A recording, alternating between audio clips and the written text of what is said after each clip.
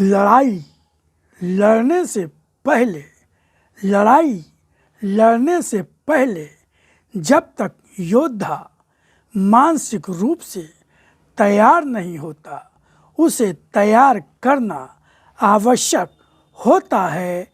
इसीलिए कभी अर्जुन को गीता सुनाई और आज तुम्हें अपनी वाणी का वह सत्य दे रहा हूँ जो युगों में ही कभी कोई पा जाता है।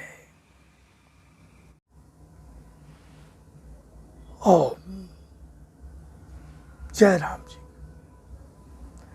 मित्रों, इसके पूर्व की आप हमारे इस वीडियो को देखना प्रारंभ करें, मैं कुछ निवेदन करना चाहता हूँ। जन जन तक पहुँचो, जहाँ अंधकार है उस मन तक पहुँचो जहाँ मेरी पुकार है। भगवान के इस आदेश के अनुपालन में मैं भगवान की वाणी को आप तक पहुँचाने का एक गिलहरी सा प्रयास कर रहा हूँ। ये साक्षात भगवान की वाणी, जैसे गीता भगवान श्री कृष्ण के श्रीमुख से भक्त अर्जुन जी के माध्यम से संपूर्ण विश्व प्राणी मात्र को प्राप्त हुई, उसी तरह से आज के समय में भगवान पुनः उसी गीता को नए रूप नए कलेवर में आज के मनुष्य की मानसिक ग्रहणशीलता और सोच के अनुरूप पुनः उसको प्रस्तुत कर रहे हैं। तो अगर आप अपने जीवन को पूर्ण रूप से निर्भय, निश्चिंत और आनंद युक्त बनाना चाहते हैं, सारी समस्याओं, बाधाओं, रोगों, कष्टों से मुक्ति चाहते हैं और चाहते हैं कि आप और आपका परिवार पूर्ण सुरक्षित रहे, तो इस वीडियो को अवश्य सुनें। और अगर आप चाहते हैं कि इसकी कोई आवश्यकता नहीं है, तो आप ये समय अपना कहीं और दे सकते हैं। प्रणाम। ओम शिवाय। गुरुर्ब्रह्मा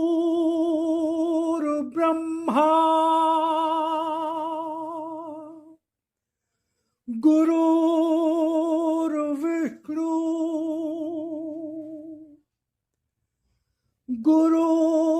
गुरुर्देवो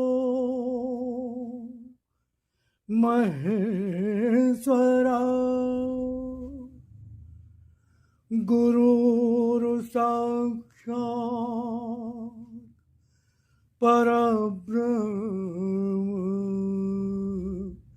तस्मै श्री गुरुवे नमः।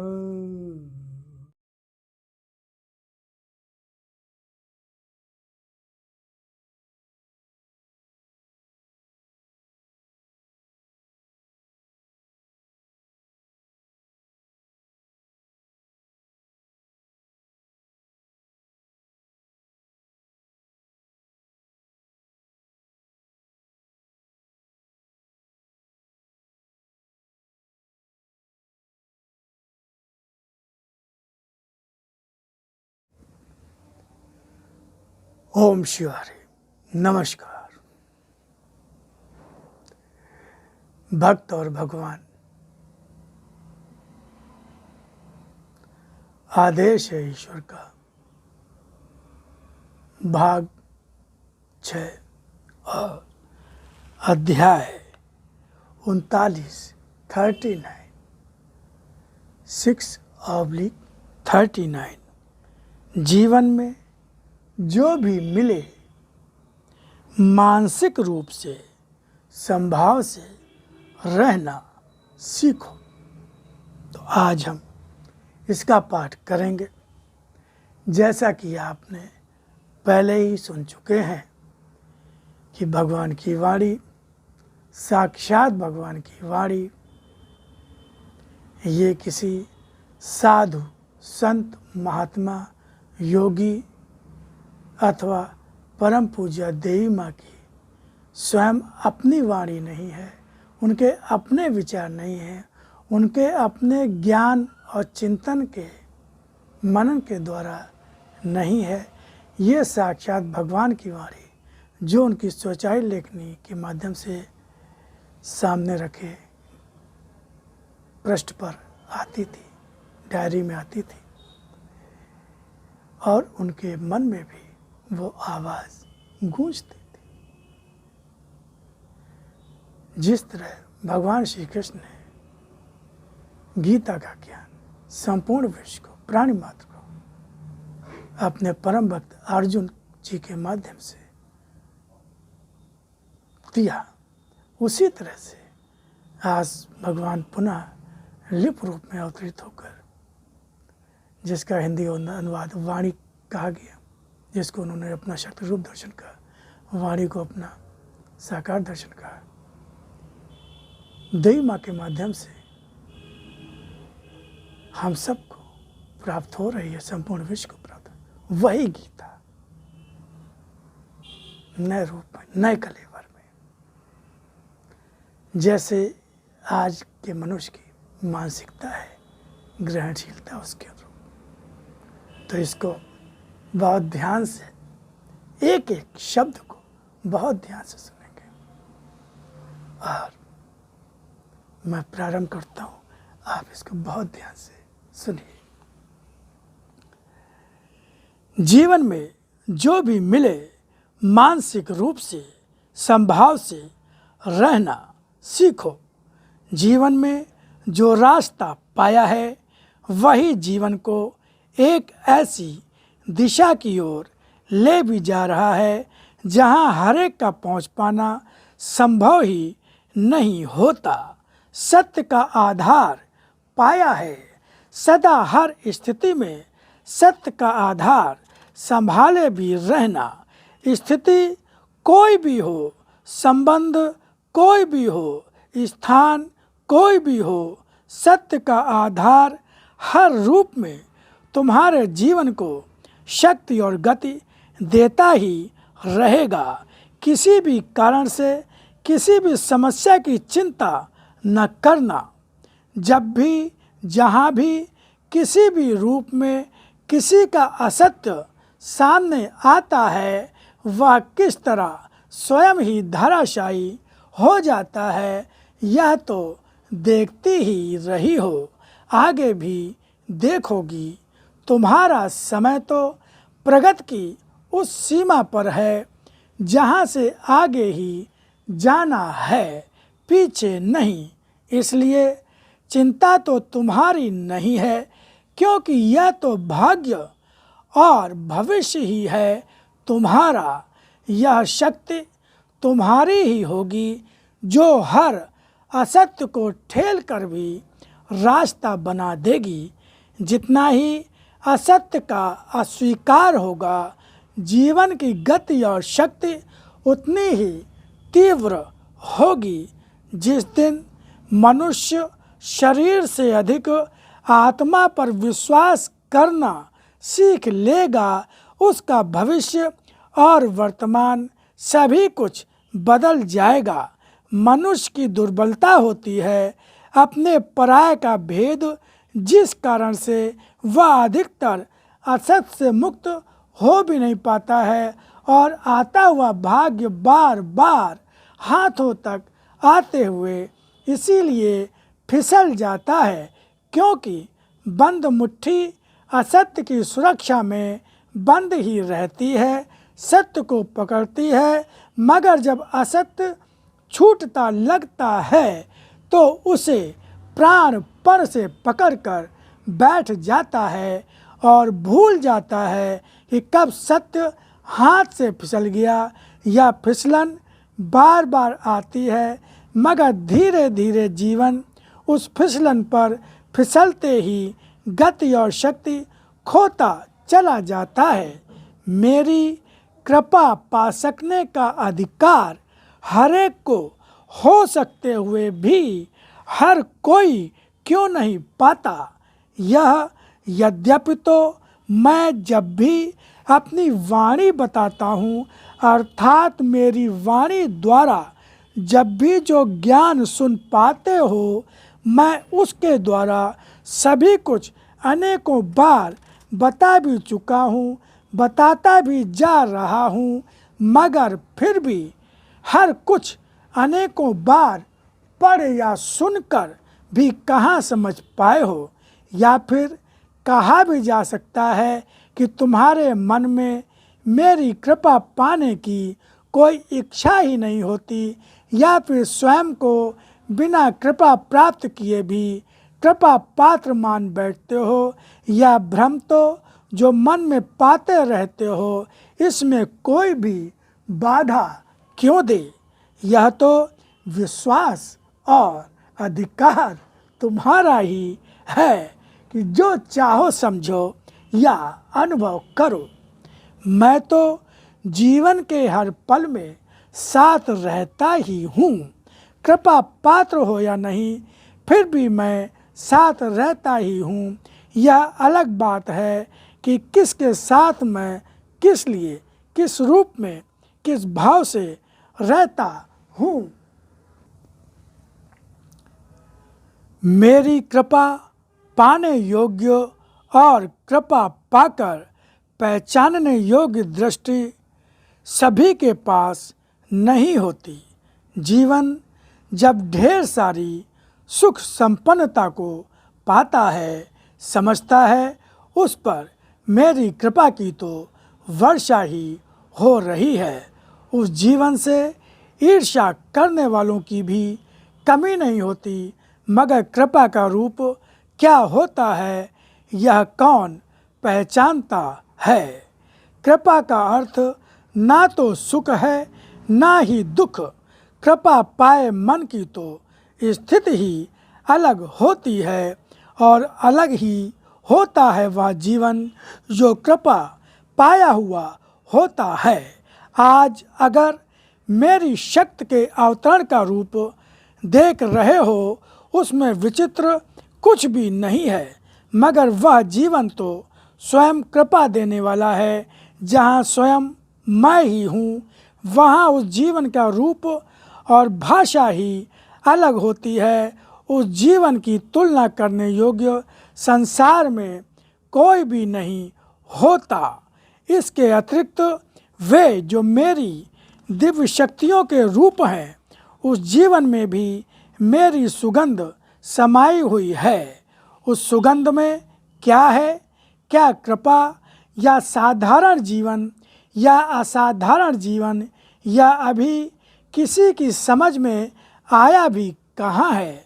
उसके द्वारा तो होने वाले असाधारण वे काम जो होने जा ही रहे हैं, या जो अभी समय के गर्भ में समाये हुए हैं, उन्हें भी साधारण रूप में कृपा के स्वरूप में अपनी बुद्धि और दृष्टि से तौलने का प्रयत्न न करना। दिव्य शक्तियों की दिव्यता की पहचान संसार में खुलने तो दो। अब बताता हूँ मेरी कृपा पाने योग्य होता कौन है। मेरी कृपा किसे पाना है, किसे नहीं, यह सभी कुछ तो आज नहीं, अनेकों वर्षों युगों पहले निर्धारित हो चुका है। मगर स्थिति आज बता रहा हूँ। अंधी आस्था जो मेरे लिए होती है, जिसमें संसार अथवा भौतिक रूपों के बीच कोई भी बंटवारा नहीं होता, यह एक और केवल एक ही होती है। जो भौतिक जीवन और शरीरों के आकर्षण में भरा मन रखने वाला नहीं होता है, उसके लिए आस्था रखना आसान होता है, क्योंकि उसका मन खींचने वाला अन्य संसार में कुछ होता ही नहीं। ऐसे लोग ना तो शरीर में लिप्त होते हैं, ना ही शरीर की वृत्तियों की वृद्धि में, ना ही शरीर के साथ बंधे संबंधों में, ना ही जीवन में क्या पाया क्या नहीं पाया अथवा क्या खोया, ना ही वह इन विचारों का आधार लेकर मना स्थिति को बदलता रहता है। ऐसा व्यक्ति अधिकतर संभाव से ही रहता है। जब स्थिति संसार में किसी भी ओर अधिक खिंची नहीं होती, तब उसके लिए असत्य बंधन भी नहीं होता, अथवा विचार से भी शुद्ध पवित्र और असत्य से मुक्त होता है। अंशतः यदि सत्य की सीमाओं में कहीं पर कमी भी होती है, तब भी मैं यह मानकर क्षमा कर देता हूँ, क्योंकि उसकी उस कमी का कारण उसकी असत्य से प्रीति नहीं होती, मात्र संसार की परिस्थितियों में फंसा जीवन होता है। कोई शरीर में बंधन को बांधता है, कोई शरीर के बंधनों में बंधा होकर भी बंधन के भाव से जो उसे हर समय जोड़े रखें स्वयं को मुक्त रखता है। बंधन मात्र विवशता का ही होने से वह बंधा रहता है। कृपा पाता भी वही है जो हर स्थिति में संभाव से रहता है, ना ही वह हर क्षण झोली फैलाए कुछ न कुछ हर समय मांगा करता है। मांगों से मुक्त पूजा भक्ति और आराधना अथवा पूजा भक्ति आराधना में मन का संतोष ही कारण हो। इच्छाओं की पूर्ति जिसका जब कारण न हो, वही मन तो मेरी कृपा से संसार में हर स्थिति को पार कर जाता है। या समझ सकते हो कि उस जीवन पर मेरी दृष्टि हर क्षण रहती ही है, वह कहीं भी रहे मेरी कृपा की दृष्टि से दूर नहीं रहता। उसकी बाधाओं में भी उस जीवन की प्रगति ही होती है। बाधाओं के साथ उस जीवन के द्वार मुक्त रूप से जब खुलते जाते हो, समझो उस जीवन पर मेरी कृपा हर क्षण की है। जीवन की गति और शक्ति असाधारण, बौद्धिक और शारीरिक रूप में कर्म की क्षमता असाधारण हो। समझना उस जीवन पर मेरी कृपा हर क्षण की है। जीवन की स्थितियाँ उस जीवन को रोक या बढ़ा न पा रही हो, स्पष्ट आभास हो रहा हो कि जीवन की स्थितियों पर कोई भी मानव शक्ति का अधिकार कभी नहीं हो सकेगा। जब जीवन की उन स्थितियों में जब हर कोई जिन स्थितियों में आगे न बढ़ सकता हो और असाधारण गति से हर संसारी से कहीं तीव्र रूप से गति पाता जा रहा हो, जिसके शब्दों और जीवन की गति और शक्ति का वेग और कर्मों की सफलता के पीछे किसी अदृश्य के हाथों का स्पष्ट दर्शन दिखाई दे रहा हो, संपूर्ण रूप से वह मेरी कृपा ही नहीं, मेरे बाहों के घेरे में हर क्षण चल रहा है। ऐसे जीवन का रूप ही भव्य और असाधारणता से भरा होता है। यही रूप देखोगे मेरी दिव्य शक्तियों के जीवन में भी असाधारण शक्ति और गति स्पष्ट दिखाई देंगी। जीवन का रूप सहसा ही मनचाही स्थितियों को प्राप्त कर लेगा। किस तरह सभी बाधाएं शीघ्र ही धाराशायी हो जाएंगी, यह भी देख लेना। जहाँ बाधाओं के सामने बाधाएं आकर जीवन को रोककर दिव्य शक्तियों की दिव्यता का दर्शन दें और जीवन की सहसा ही शारीरिक, मानसिक और आत्मिक शक्ति का दर्शन हो, पहचानना। मगर इसे हर साधारण तो पहचानेगा नहीं, पहचानेगा भी वही जो या तो वैसा ही होगा या फिर स्पष्ट रूप से वह जीवन रूप, रंग और स्थिति बदलता हुआ सामने आ जाएगा। वीडियो ज़्यादा लंबा ना हो, इसका ख्याल रखना होता है, क्योंकि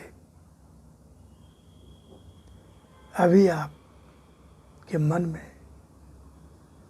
भगवान की वाणी के प्रति विश्वास मजबूत नहीं हुआ है। शायद आप लंबे समय तक इसको ग्रहण करने की स्थिति में ना हो।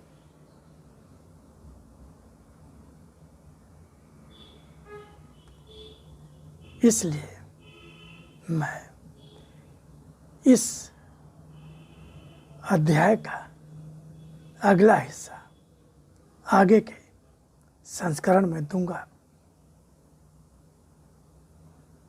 आप उसको वहां से सुन सकते हैं।